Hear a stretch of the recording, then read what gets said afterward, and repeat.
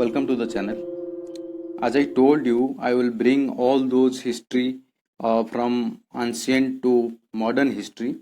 Today I will discuss first part of ancient history about evolution of human. इंसान कैसे बने, वो पुराने वक्त में क्या खाते थे, कहाँ पर सोते थे, क्या करते थे और कहाँ से आए, हम कहाँ से आए, ये सब जानने के लिए देखिए ये वीडियो को ध्यान से।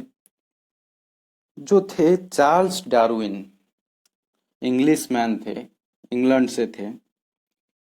तो उनके एक्सपेरिमेंट से वो फाइंड आउट किए कि सर्वाइवल ऑफ द फिटेस्ट, मतलब जो भी फिट होगा, स्ट्रॉन्गेस्ट होगा, एनवायरनमेंट में अपने आप को अडॉप्ट कर सकता है। हर एनवायरनमेंट में जब भी अकोमोडेशन चेंज होगा, उसी के साथ ही वो अपने फिजिकल एंड मेंटली वो अपने आप को अडॉप्ट कर सकता है। उसके बाद जाके वो जिंदा रह सकता है। चलिए देखते हैं चार्ल्स डार्विन के बारे में कुछ। थ्योरी ऑफ डार्विन उनके भाषा में लिखा गया है, वो क्या एक्सपेरिमेंट करके उन्हें क्या मिला था वो लिखे हैं। Let's see. All species of organism arise and develop through the natural selection of small inherited variation that increase the individual's ability to compete, survive and reproduce, also called Darwinian theory. It originally included the broad concept of transmutation of species or of evolution, which gained general scientific acceptance after Darwin published On the Origin of Species in 1859. तो वो क्या लिखे हैं कि 1859 में उनका एक book आया था जिसका नाम था on the origin of species. तो उस बुक में ये लिखा था स्पेशली कि कैसे एक लाइफ एक स्पेसिस दूसरे स्पेसिस में कन्वर्ट होता है, कैसे ट्रांसम्यूटेशन होता है, और जिंदगी जीने के लिए, सरवाइव करने के लिए क्या क्या चीजें जरूरी होता है। जैसे कि वो बोले कॉम्पीट करना पड़ता है दूसरे एनिमल के साथ। दूसरा कि सरवाइव करना पड़ता है नेचर के साथ। तीसरा है रिप्रोड्यूस, अपने वंश को आगे बढ़ाना पड़ता है कि नहीं। इसके अलावा और कुछ हो सकता है क्या? ये तीन जो चीज है सबसे इम्पोर्टेंट है। डार्विन को छोड़ के तो और भी 12 थ्योरीज है कैसे इंसान आए, लेकिन वो सब नकार दिया गया। देखिए, एक्सेप्ट्स ऑफ ह्यूमन इवोल्यूशन। तो ह्यूमन इवोल्यूशन को दो भाग में विभक्त किया गया है। पहले तो बायोलॉजिकल इवोल्यूशन और दूसरा कल्चरल इवोल्यूशन। बायोलॉजिकल इवोल्यूशन क्या होता है? जो हमारे फिजिकल चेंजेस होता है। जैसे कि हमारे ब्रेन पहले बहुत छोटा था, धीरे धीरे वो बड़ा हुआ। उसके और एग्जाम्पल्स अगर लेंगे हम तो जैसे कि हम हैंड्स का यूज पहले नहीं करते थे, उसके बाद हम हैंड्स का यूज करने लगे। पहले हम 4 पैर से चलते थे, फिर बाद में हम 2 पैर से चलने लगे। पहले हम सीधा खड़े नहीं हो सकते थे, बाद में हम सीधा खड़े होने लगे। तो जो जो चीज हमें करने के लिए नेचर ने मजबूर किया, तो वो सब हम किए। अगर नहीं करते तो आज हम जिंदा नहीं होते। इसीलिए वो बोले हैं कि we have to survive with the nature, we have to adopt our accommodation. जैसा भी अकोमोडेशन हो हमें अडॉप्ट करना पड़ेगा, नहीं तो हम जिंदा नहीं रह सकते, अपने आप को सरवाइव नहीं कर सकते हैं।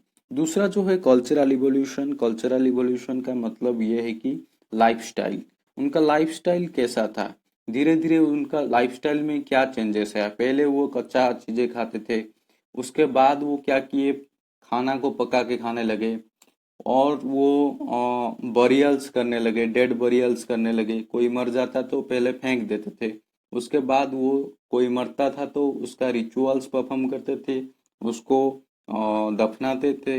ये सब कंप्लीट करते थे, जो कि धीरे धीरे उनका कल्चरल इवोल्यूशन को दर्शाता है। ये सारा का सारा चीज जो है, जो कि उनका लाइफस्टाइल को ऊपर इम्पैक्ट डालता था और चेंजेस लाता था, वही सब है cultural evolution. Types of human species. Human species कितने टाइप्स के थे?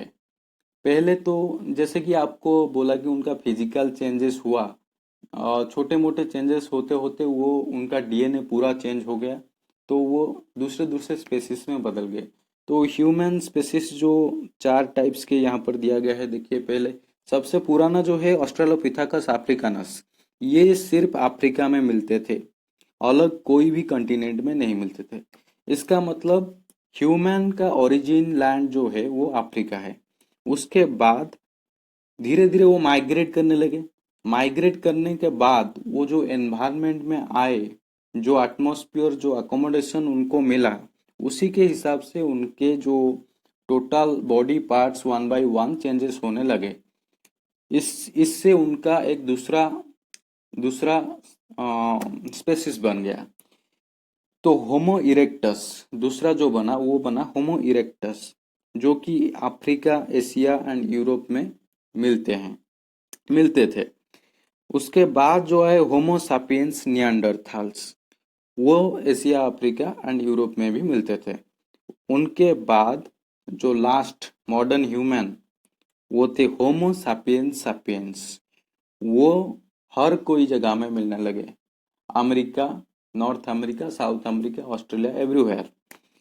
तो ये जो चार स्पेसिस थे, ह्यूमन स्पेसिस थे, इनमें से उनका अगर टाइम पीरियड के बारे में हम बात करेंगे, ऑस्ट्रेलोपिथेकस अफ्रीकानस जो थे वो 50 lakh BC to 30 lakh BC के अंदर उनको देखा गया।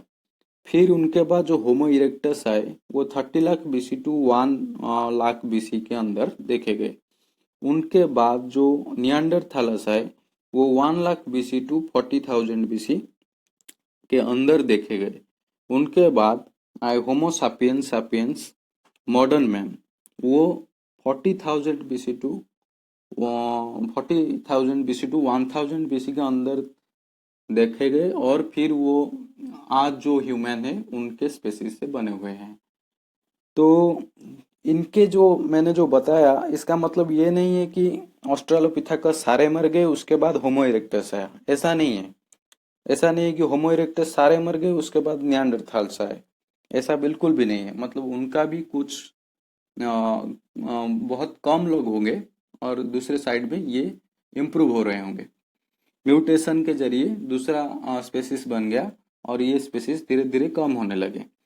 पहले जो लास्ट जो थे दोनों स्पेसिस, वो थे निएंडरथालस एंड होमो सैपियंस। ये जो होमो सैपियंस और निएंडरथालस दोनों स्पेसिस थे, उनके बीच में बहुत बार लड़ाई झगड़ा हुआ। ऐसा नहीं है कि वो चुपचाप रहते थे। डार्विन ने बोले हैं ना, क्या बोले हैं कि you have to compete, you have to survive. अगर कॉम्पीट नहीं करेंगे तो आप जिंदा नहीं रह सकते हैं। तो कॉम्पीट कैसे करेंगे, किस लिए करेंगे? अगर आपका सेम स्पेसिस में कोई है, कोई भी जानवर, जैसे कि एक शेर एक चींटी के साथ लड़ाई करेगा क्या? नहीं करेगा। शेर किसी के साथ करेगा? शेर अगर लड़ाई करता है तो टाइगर के साथ करता है, या फिर भालू के साथ करता है। ऐसे कोई जानवर के साथ करेगा जो कि उसके खाने से भाग लेता है। ठीक है, इसलिए होमो सापियंस निएंडरथालस और होमो सापियंस सापियंस के बीच में लड़ाई हो गया। उस लड़ाई में जीते कौन? ऑब्वियसली होमो सापियंस सापियंस ही जीते होंगे। लेकिन निएंडरथालस जो थे वो बहुत ही शक्तिशाली, पावरफुल एंड स्ट्रॉन्गेस्ट थे। लेकिन उनका एक कमी था, इनके पास एक एडवांटेज था।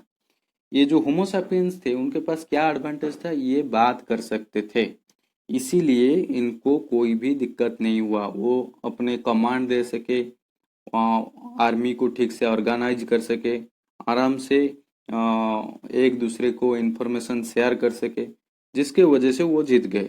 लेकिन निएंडरथालस को ये बात करना नहीं आता था। ये हमारे जो पूर्वज हैं होमो सैपियंस, उनको बात करना आता था, इसीलिए होमो सैपियंस जीत गए और निएंडरथालस हार गए। है कि नहीं? अभी देखिए यहाँ पर थोड़ा सा नोट्स मैंने बनाया था, उसमें से कुछ है। Important discoveries of palaeolithic stone age. इसी स्टोन एज मतलब यही है ना, जो इवोल्यूशन हो रहा है यही स्टोन एज के अंदर है। तो स्टोन एज को अलग से भी पढ़ेंगे। ये स्टोन एज के अंदर जो सब डिस्कवरी हुआ था, स्टोन एज के बारे में जो डिस्कवरी हुआ था, 1851 में आरबी फुटे जो डिस्कवरी किए थे 1851 में, इसलिए उनको फादर ऑफ इंडियन आर्कोलॉजी कहा जाता था। ठीक है, फादर ऑफ इंडियन आर्कोलॉजी अगर क्वेश्चन आए तो आंसर आपको पता है। देन और एक डिस्कवरी हुआ था जो कि ये थे हैंड एक्स जो बनाया जाता था, हैंड एक्स पहले स्टोन से बनाया जाता था, वो मिला था चिंगलपुर डिस्ट्रिक्ट तमिलनाडु से। और उनका डिस्कवर वो जो चीज़ का डिस्कवरी किए थे अरुण सोनाकिया 1982 में। और वो ऐसा बोलते हैं कि वो जो स्कॉल मिला था, वोमेन स्कॉल भी वहाँ मिला था, वोमेन स्कॉल एंड हैंड एक्स दोनों मिला था। वोमेन स्कल के बारे में वो बोलते हैं कि वो जो वोमेन स्कल था वो होमो इरेक्टस था। मतलब समझ रहे हैं ना, होमो इरेक्टस क्या है? मतलब 30 lakh BC to 1 lakh BC, इतना पुराना। लेकिन यहाँ पर कुछ ऐसा नहीं दिया गया है होमो इरेक्टस का, मतलब प्रूफ नहीं हुआ है। उनका कहना था कि वो होमो इरेक्टस का स्कल था, जो वोमेन स्कल मिला था उन्हें। कहाँ पर मिला था? हाथनोरा मध्य प्रदेश में मिला था। ठीक है।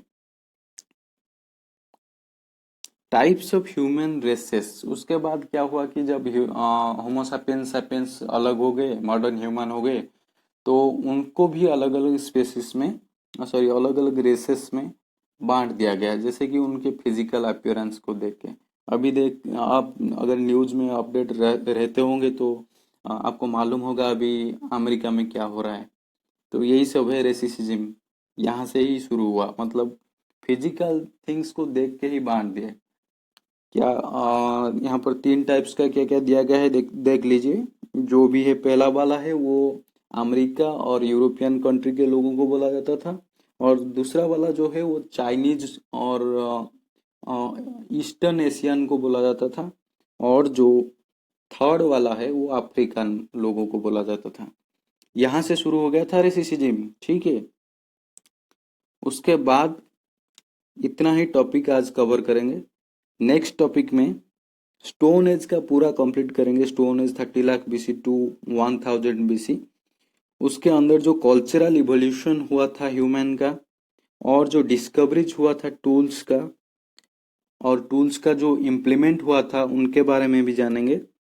और एक बात वहां से शुरू हुआ था जो कि स्टार्टेड बिलीव इन गॉड, भगवान का सृष्टि। जो आप बोलते हैं ना भगवान को इंसान ने बनाया, कैसे बनाया इंसान ने? यहाँ पर बनाया इंसान ने। सोचने लगा कि कोई ऐसा शक्ति है जो जो कि हमारा काम को आसान कर रहा है। यहाँ से भगवान बना। उसके बाद आएगा सब धर्म। धर्म के बारे में भी जानेंगे, कौन सा धर्म कब आया, कौन सा धर्म पुराना है, कौन सा धर्म नया है, तो उनके बारे में भी जानेंगे। अभी तो भगवान आए हैं, उसके बाद धर्म आएगा। ठीक है, समझ रहे हैं ना? भगवान को पहचानना शुरू किए कौन? इंसान। भगवान के बाद आएगा धर्म। कौन सा धर्म पहले आएगा, कौन सा धर्म बाद में आएगा, वो भी देखेंगे। हिंदू धर्म पहले आता है या फिर मुसलमान धर्म पहले आता है, मुस्लिम, इस्लामिक, या फिर क्रिश्चियन, या फिर अलग कोई, वो सारा का सारा डिस्कस करेंगे। Stay tuned.